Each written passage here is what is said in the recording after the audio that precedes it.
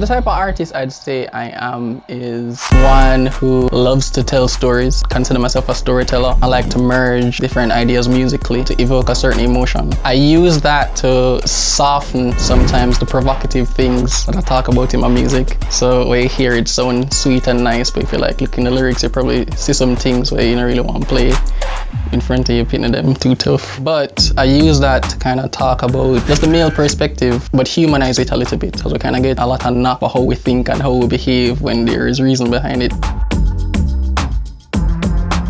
How do I describe my music? It's really my audience who has been describing it for me. I put it under this envelope that I call sexy reggae. It is reggae based and I really like pulling from the culture, but I also like merging and fusing genres. So depending on the feel I'm going for, I might drop like a jazz overlay or a funk overlay or a rock opera overlay. But for the most part, it's good music.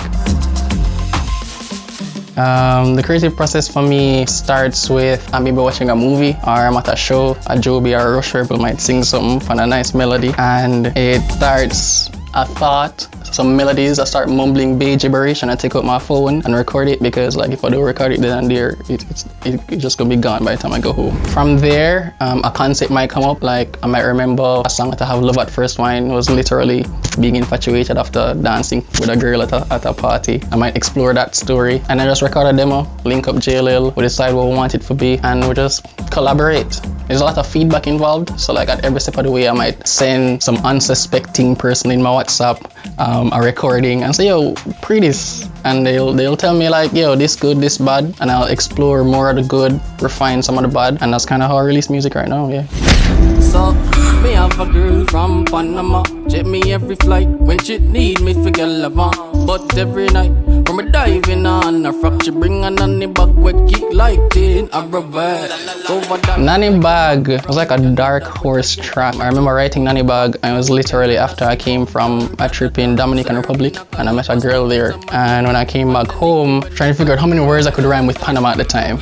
That's how it started. So the story is about a $500 bag of weed, which is the Nanny Bag, this girl I used to smoke with, which is the girl from Panama, and her policeman boyfriend who harassed me on the street side, and me just having to leverage the relationship I did have with him current girl, so I'm gonna get locked up and harassed. I chose Nanny Bag as my first single because I wanted to, it was a toss-up between that and my second single, which is coming out, Roots and Glam. But Roots and Glam was a song that I needed an audience for. I didn't want to just like release it to nobody. My first song came out in October, right? So I'm very young in the music industry. Nanny Bag had all the elements to like grab someone's attention. It was new, it was different. Like people are like wondering, yo, what is that? And then when I was linked with JLL, we just like flip a coin. I'm gonna say, all right, yeah, Nanny Bag, that's what we're gonna go with. I think it was a good way to introduce myself to the audience and say, hey, I'm here, this is my sound. It's kind of different, but get used to it. I always struggle with the who are your main influences question, primarily because I never thought that I was going to do music, but I've always been a lover of music, so I'd always be listening to different genres, and genres were my first influences. I guess I can answer that question. There's a Daft Punk, there's a Gorillaz, because they kind of merge genres. They're really good at like dropping some lyricism under like a nice groove. In terms of local, I'd say like Aini Kamuzi. I love Aini Kamuzi's ability to, like his tone and the way he delivers in such a way that is so unique. Like if you hear Aini Kamuzi, you know Aini Kamuzi. And like even Nanny Bag, there's a very specific part of Nanny Bag that is paying homage to the way Aini Kamuzi delivers certain things.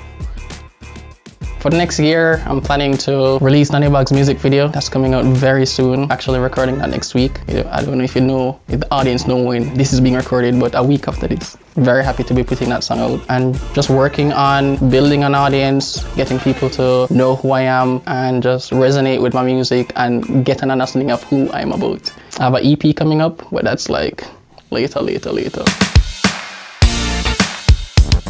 So my experience with Niche, you watch like a James Bond movie and like James Bond out there in the field and like him have a control center that tells him everything that he needs to do so that he doesn't get killed. That's who Niche is for me. Like in the industry, Niche is that guidance for me as a young artist. So when I'm out there trying to complete this mission as an artist, like you need some guidance. So Niche is my control center to my James Bond right now. Wow, like what would I give to myself? Because I'm still right. I'd say experiment. Like, use your size and your inexperience to experiment as much as possible. Like, when you're a big artist, there's certain things where you can't do. Okay, you already have a fan base, yeah, you can't really experiment too much, but I'd say experiment, collaborate, get feedback early, get feedback often, put your things out, and use feedback to like continue building. Like, get as quick to your first failure as possible, because failure is what will teach you how to become a better artist, because that's how I've been learning, by failing and failing quickly and using failure as a platform to grow.